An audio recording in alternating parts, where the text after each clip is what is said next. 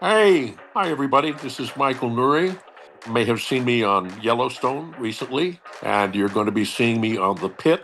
And I'm very excited to be here with my friend Todd Wharton on FaceTime with Todd Wharton.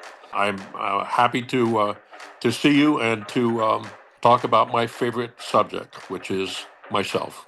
Hi, I'm Sullivan Grace from Sullivan Grace Band, and you're watching FaceTime with Todd Wharton. From Times Square in New York City, it's FaceTime with Todd Wharton. With special guest, Michael Nouri. And musical guest, the Sullivan Grace Band. And now, here is your host, Todd Wharton. Hey, Happy New Year's, everyone, and welcome to Season 6, Episode 1 of FaceTime with Todd Wharton. I'm your man, your host, Todd Wharton. I hope everybody had a great New Year. And speaking of New Year, you ever just try to start out the New Year right by just having a happy day, but someone or something just seems to disrupt it? Well, this segment right here is entitled Happy Days. Well, not really. Sunday, Monday, happy days. Tuesday, Wednesday, happy days. Thursday, Friday, happy days. The weekend comes, my cycle humps.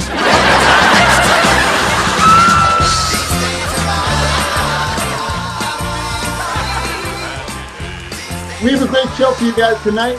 Emmy Nominated Actor, my man Michael Nouri is in the house. And then later on, the Sullivan Grace Band is going to be performing their hit song, Cold, right here on FaceTime with Todd Wharton. So guys, stick around and we'll be right back after these messages.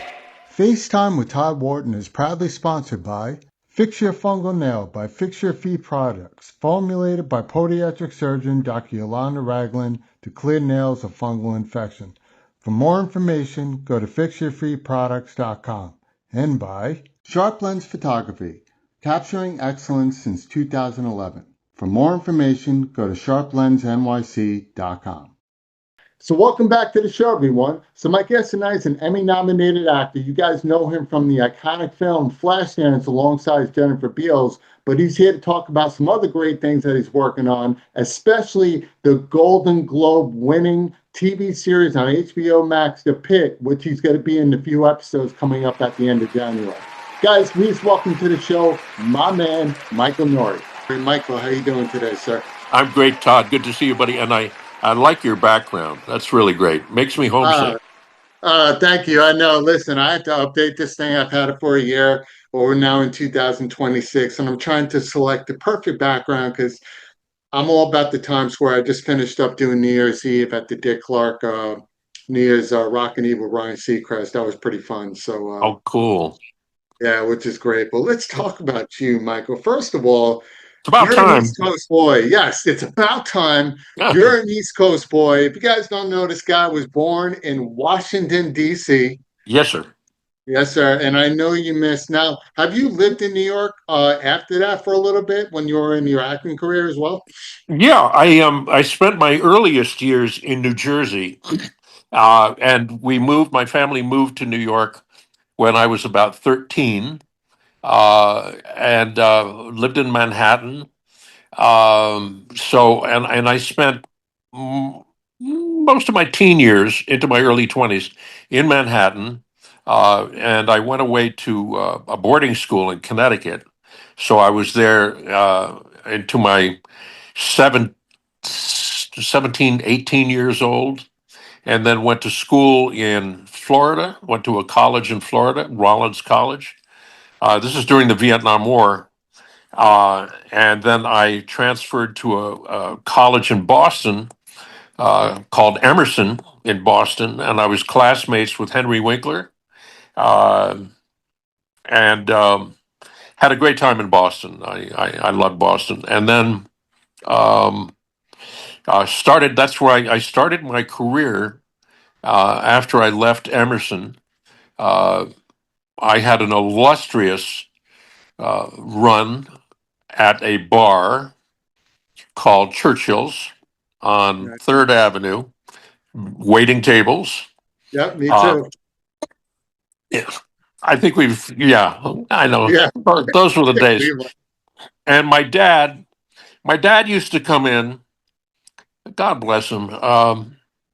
He would come in, and he was really flummoxed about why I wanted to be an actor. He wanted me to move into his business, which was life insurance. Uh, I did a very short stint with him, and I don't remember if I quit or he fired me first, but one or the other. It lasted for about 2 months, and I continued waiting tables. He would come in, order a burger uh, and a scotch, and leave me a $50 tip, uh, Your which dad? which is, yeah, in the late '60s, early '70s was significant. 50 Yeah, bucks. That was a that's a lot. rent payment right there. So I did that for a couple of years while I was auditioning for mostly plays in New York. I didn't have an agent. Yeah. Um, this was before I had done anything. I hadn't studied. The only theater I had done was in school at Rollins and at Emerson. Hmm. Um, and I auditioned for you. Stop me if I'm getting ahead. No, Uh, this is great. We're leading up to it. I like the clip note part, and I'm sure okay, you fans love it too. all right. So I auditioned for a play called 40 Carats, as in diamonds. It was a Broadway show. I auditioned for it. Abe Burrows, who created Guys and Dolls, Yep. his son James Burrows, who created um, the many hit shows. Um, I auditioned for that. It was starring Julie Harris, and I got the a small part in that and understudying the lead, which I eventually took over. And as I said, I had not studied, so I had no technique. I had no foundation of what to do. But somehow I got through it, and I did a year and a half of that show. And that was my introduction to. And then it's segued after I did that. Um, I, uh, I flew out to California for the first time in 19 maybe 70 71, and had a meeting with an agent who sent me to Paramount Studios to meet with a director named Larry Pierce, who was casting a movie called Goodbye Columbus, starring Ali McGraw and Richard Benjamin. And I was cast in a small role playing Ali McGraw's first boyfriend. And I was so nervous. I had one line. I had to walk up to Ali at a party and say, "May I have this dance?" Um, I was so constricted. My voice was so constricted with nerves. Um, there I was in front of a Panavision camera.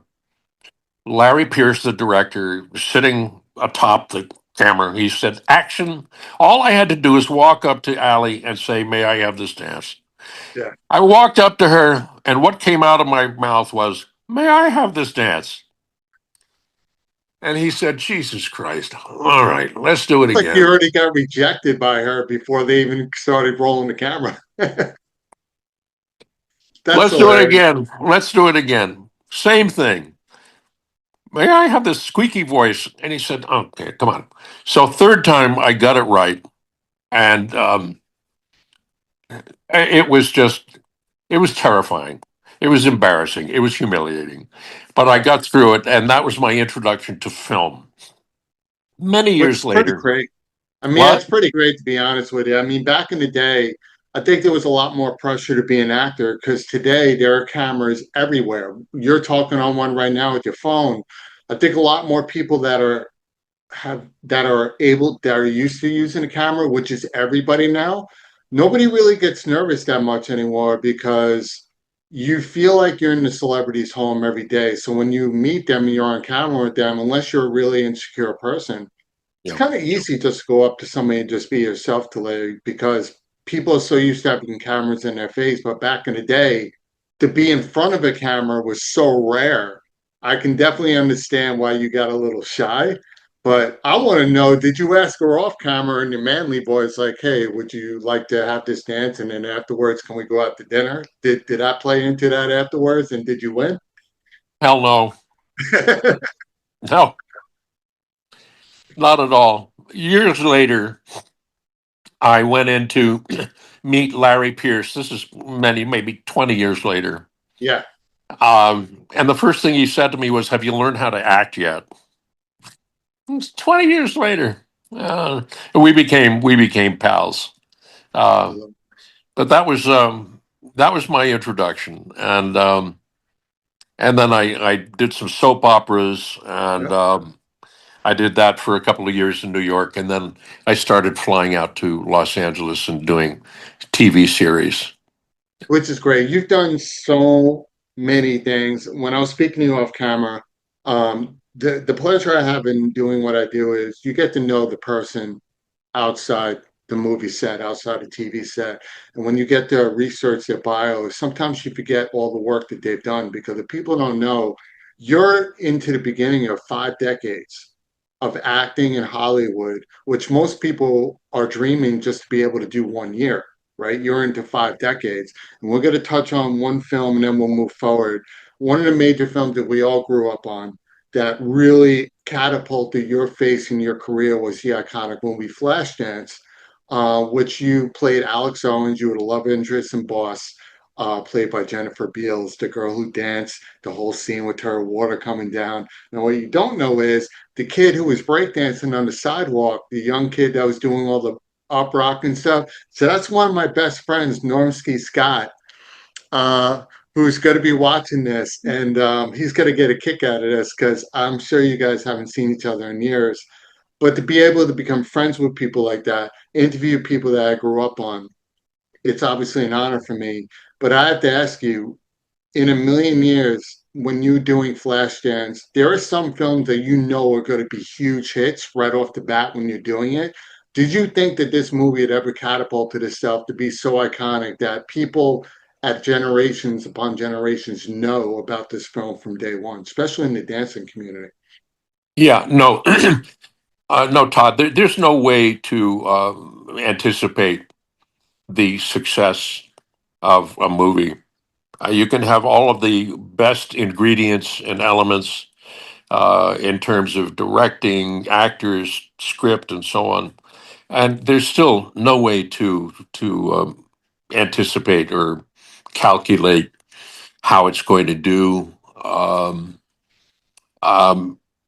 there's a movie that I did called The Hidden, which won some awards. It was a really wonderful sci-fi movie, and we had no idea what that movie was going to do. It was an independent movie, and it did very well, and it got me an award.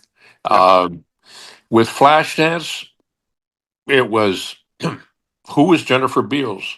Right. Michael Nouri was somewhat known. Adrian Lyne, the director, was somewhat known. Simpson and Bruckheimer were known for Top Gun.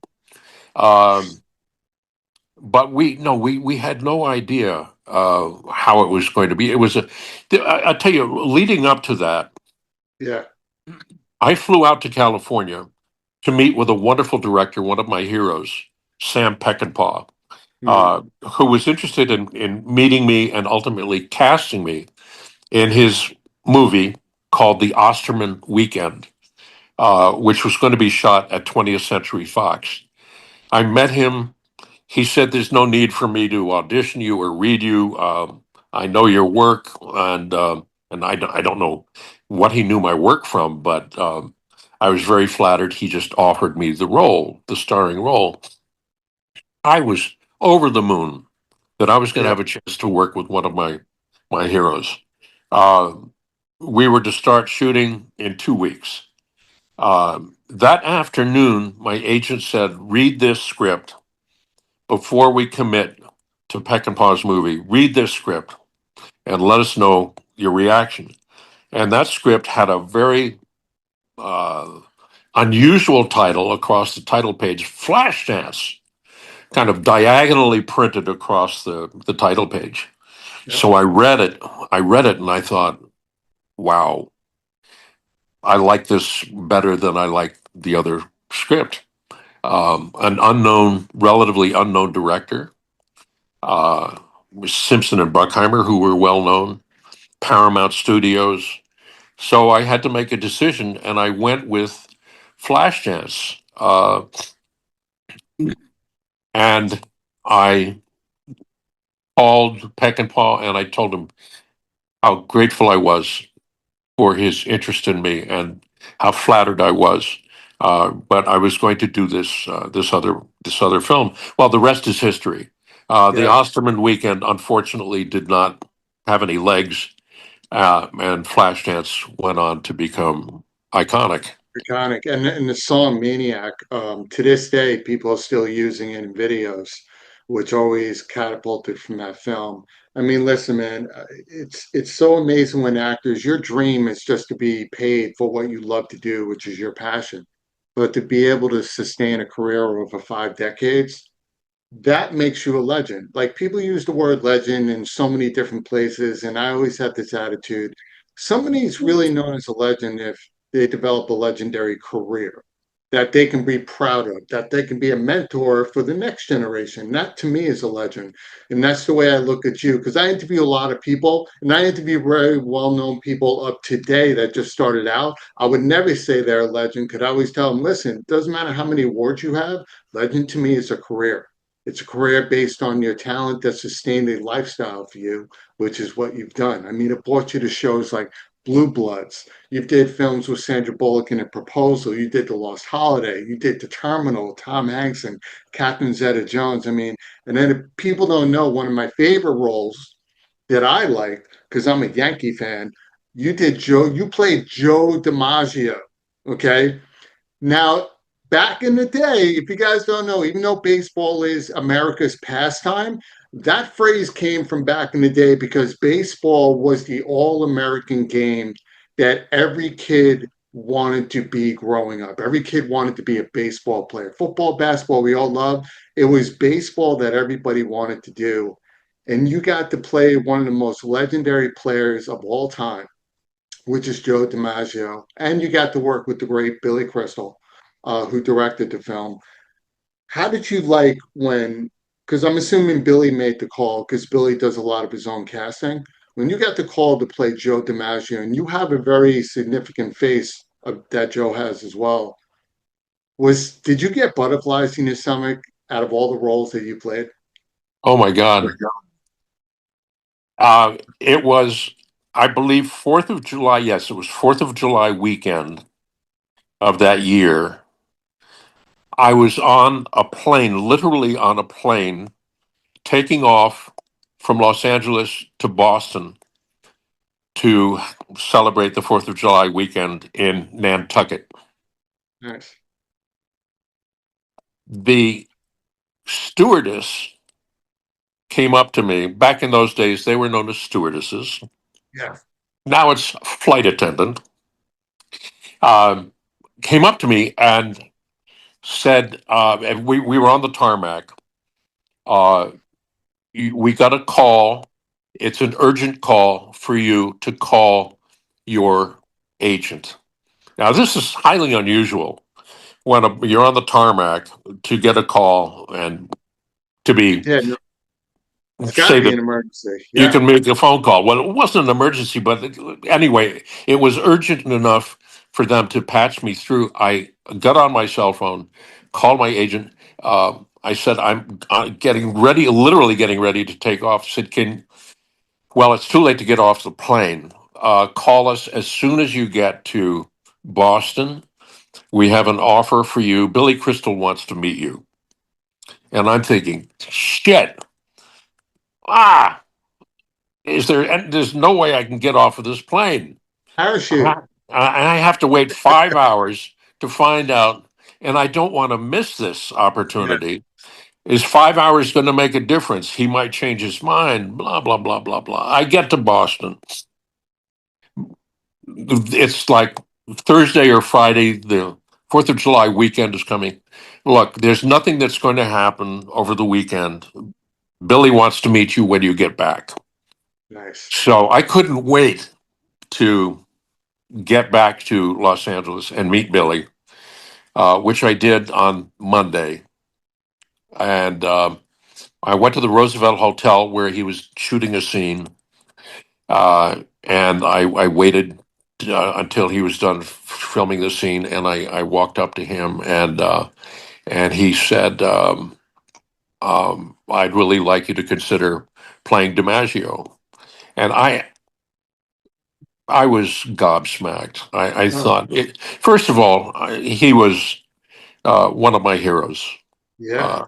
Billy was just meeting him was enough, and he's so disarmingly humble and available. That it makes it very difficult for. I had the same experience with. It's another thing with Robert Redford when I met him and Paul Newman. These guys know the impacts that they have The on people, naturals. so they are masters at disarming anything that is would make you uncomfortable. They do. Yeah. They know exactly how to make you comfortable. Billy had that. And he said, "I'd like you to consider playing Joe DiMaggio. How would you feel about that?" And I said, I'd be honored." And that's how that came about. And that was the beginning of my really diving into doing a lot of research about DiMaggio and reading whatever I could and watching whatever film I could watch of him and to try to get a sense of what the man was like. And very interesting, Billy had met DiMaggio. Yeah. And he said he was not a nice guy. And he was apparently well known for not being warm and fuzzy. It's a shame. Yeah, yeah. He met him at a Yankees game and was very disappointed that one of his idols turned out to be not friendly. Well, I think we've all gone through that. I'm sure we're not going to talk about it, but I'm sure there are a few people you met that you were really looking forward to meeting that turned out, and you look at them like, man, I wasted so many hours watching you on TV to find out this is who you are. Like, I could have just switched over to the Looney Tunes and I would have been good. It's like it happens all the time. I think a lot of these guys forget that they're doing something that 0.11% of the world are blessed to do and get paid for it. And they forget about where they came from. It's like, I understand you want your privacy a lot when you become that celebrity, but if people are generally coming up to you, just honored to be in your presence, just say hi, be the person that they're hoping you would be. You know, that's why guys today like The Rock, Kevin Hart, there's a reason why they're the highest paid actors in the world, is because they appreciate people that put them there, which is their fans, besides their talent. Now, do you Right. agree with that as well? Like, always be Absolutely. humble. Absolutely. Very much so. Yeah. And Billy, I heard Billy is, comic relief. Him, Robin Williams, and Whoopi Goldberg. That was the team that everybody wanted to be a part of. So Yeah. his personality alone, I could see, would just allow you to be yourself. Because he probably started out with a funny joke or just something that made you really uncomfortable. And Michael Nouri just was able to come out, right? Yeah. I'm reminded of a time that I was having breakfast with my mom here in California when she was visiting. We were at a restaurant. We had finished eating, and I was very aware of Magic Johnson sitting at a booth nearby. And we had to walk past his table as we left, and I just looked at him and I nodded to him and said hi. He stood up and he shook my hand and he said, "I'm a fan." And I said, well, I don't know what I said. I was so starstruck. And he towered over me. I'm 6'2". I'm 6'2". He's like 6'6", 6'7". Yeah. And I said, "I'd like to introduce you to my mom. This is Gloria." And he said, "Hi, Gloria. And may I give you a hug?" He said, "Your son is a wonderful actor." And he gave my mom a hug. And he interrupted his meal to stand up And I thought, I will never forget this moment as uh, exemplary of what it means to be a star, the opportunity that I have moving forward to be gracious. Uh, that's years and years ago. That's 30 some years ago, and it's still with me. And so when I have an opportunity to greet somebody, to say hello to somebody, however stressful the situation might be, I think of magic, and I think, what would magic do? Oh man, listen, I think the greatest compliment in the world, first of all, thank you for telling us that story. That story is pretty amazing. The best compliment in the world is when you can meet somebody of your peers, no matter what industry they're in, and you find out that not only are you a fan, but they turn around and selflessly say, listen, I may have all the rings and all the trophies, but I also have many great nights because I got to watch you act. Oh, wow. Well, he didn't say that, but it was kind of unspoken, and you're right. You're right. It was a highlight, and I'm just jumping around here, but Right? it's related to baseball. Okay. Recently, yesterday, I received a video clip of the Beatles' first performance in New York at Shea Stadium in 1964. And in the video clip, who is there in the crowd? You? My mug, right there, 17 years old, my hair all slicked down, wearing a tie in the crowd, and it scans across very quickly. But my friend who sent it to me froze the part where you could see that it was me. And I thought, oh my God, wow, I was there. I was there at the Beatles' first concert. So I'm really happy to have that clip. Oh, oh my God. Now I'm very jealous right now. Like, forget about everything else that you did, man. You telling me that now I'm mad and jealous at the same time. Very envious of you Wow. because the Beatles, and people don't know, especially the younger generation, the Beatles really set the precedent, set the bar for shows and performing. Like they were, that's why they're icons. I mean, all four of them. You can't beat John Lennon, Paul McCartney, Ringo, George Harrison. Like it's just And you know incredible. what, Todd? You could not hear the Beatles. I did not hear one song because of the din of the audience. You literally could not hear the Beatles. Just knowing that you were there, you're just feeling the presence of a crowd. That's what Yeah. brings a great concert, by the way.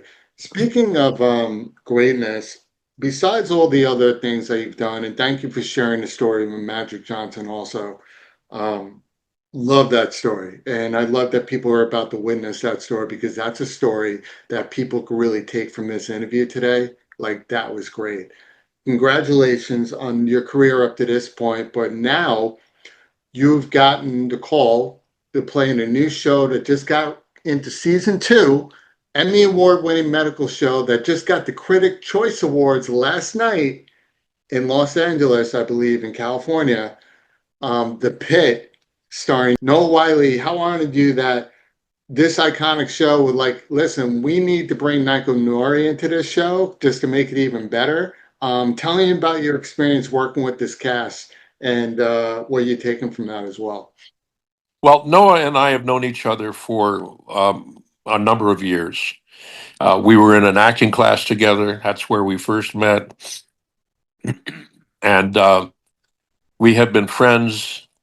We are part of a group of wonderful actors. We call ourselves CADS, CADS, which is Character Actors Dining Society.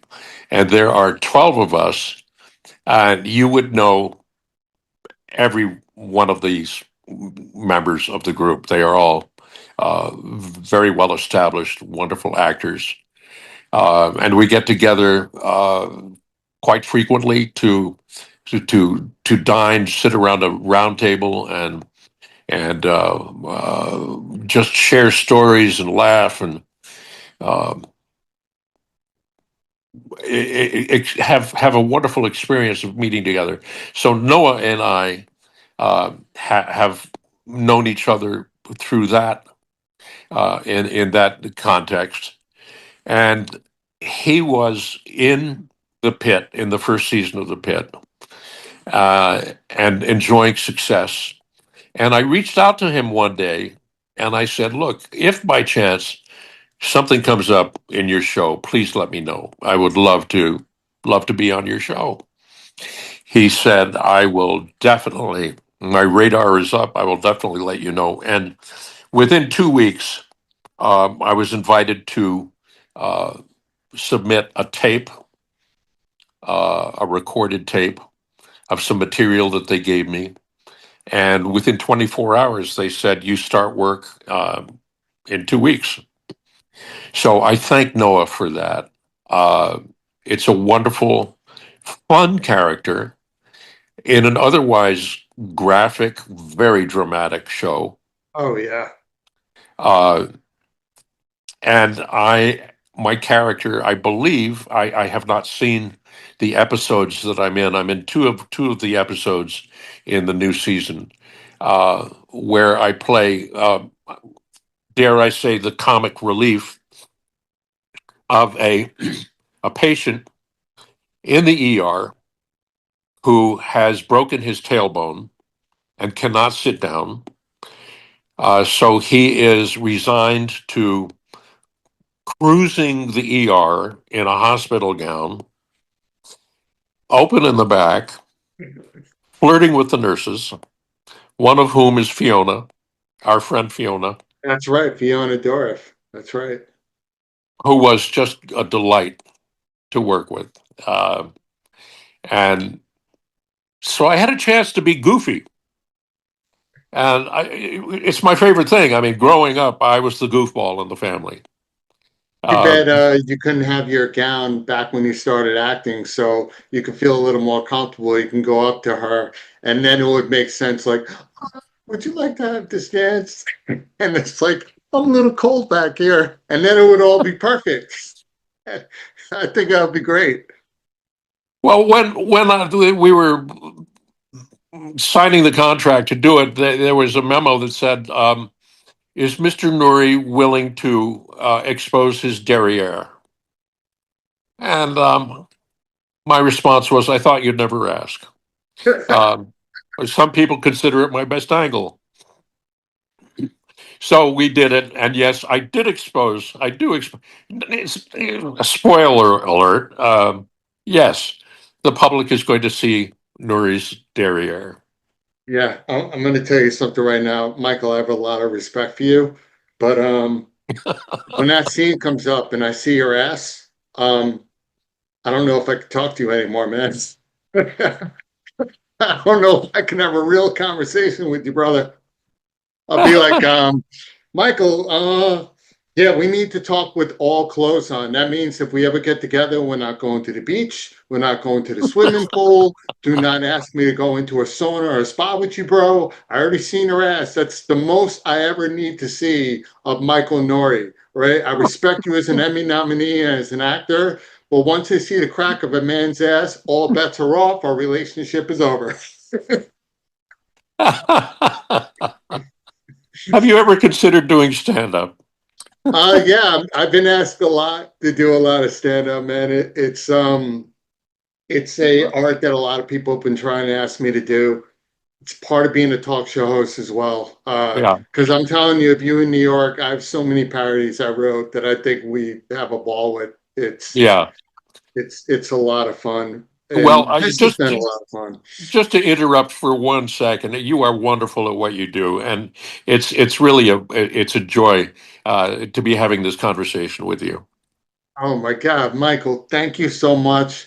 And I would like to thank the Academy for this interview with Michael Nouri. This award goes to everybody that likes to show their crack on TV, and I appreciate that. Listen, I could talk to you for hours. This is when by the way, we got to show some love to Anna, publicist, Anna Yes. Heinrich, for Yes. linking this up. I know for a fact Anna's known me for years, but she reached out to me recently because she's very selective because of what she does and who she reaches out to. And I know there's going to be a day where you and I and Anna, possibly Chris North as well, it's another client of hers. I know we're going to be getting together for lunch and we're going to laugh about all this. But when you come to the lunch table, you need to have clothes on, okay? No hospital gi, and we'll have a good time. Does that sound good? I got to think about that. I look forward to it. I can't wait. I am very grateful to Anna for introducing us. Chris is an old dear friend. It's always a pleasure to connect with him, and it would be a wonderful thing for us all to get together, my friend. And what a delight, and what a wonderful way to begin the new year. Thank you, Yeah. Todd. Yeah, exactly. When I heard your name and Anna was telling me, I'm like, just exactly what you just said. To kick off the new year with Michael, that's something I definitely look forward to doing. And again, congratulations on the Pitt.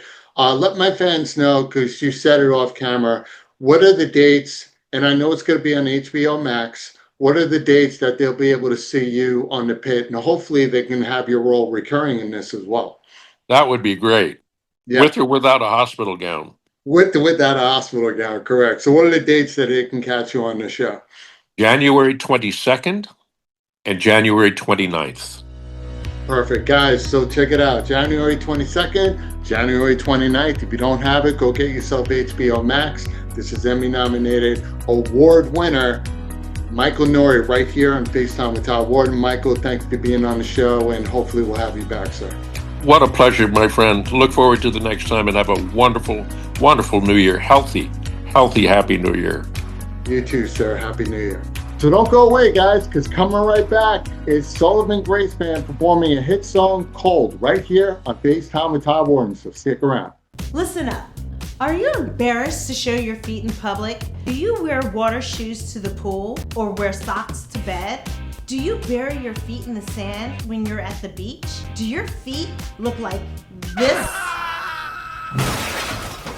Okay, calm down. And that's why you must have Fix Your Fungal Nail. You just simply want to get rid of those gross, disgusting, embarrassing toenails. Trust me, I'm the queen of toes. Check it out. Go to fixyourfeetproducts.com and I'll see you soon. Go to fixyourfeetproducts.com. That's fixyourfeetproducts.com. Hi guys, it's Sullivan Grace from Sullivan Grace Band. You're about to watch my music video, Gold, on FaceTime with Todd Wharton. Check it out.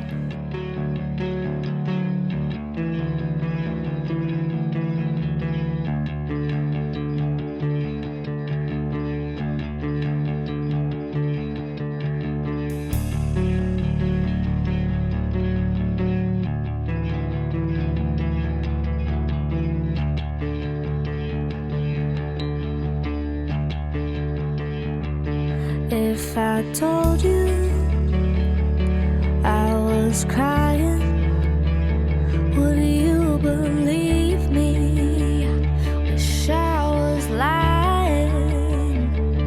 If I told you I was dying, would you believe me? Wish I was flying in the cold.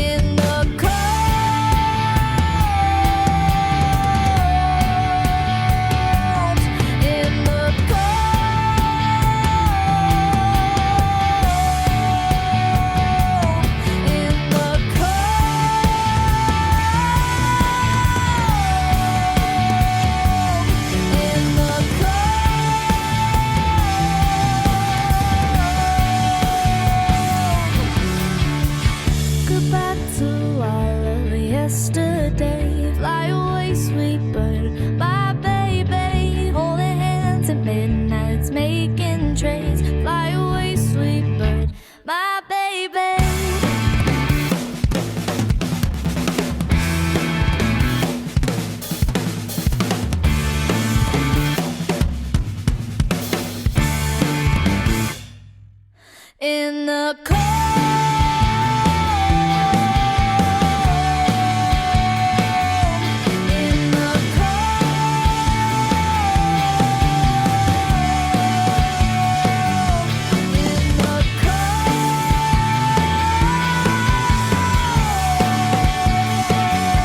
in the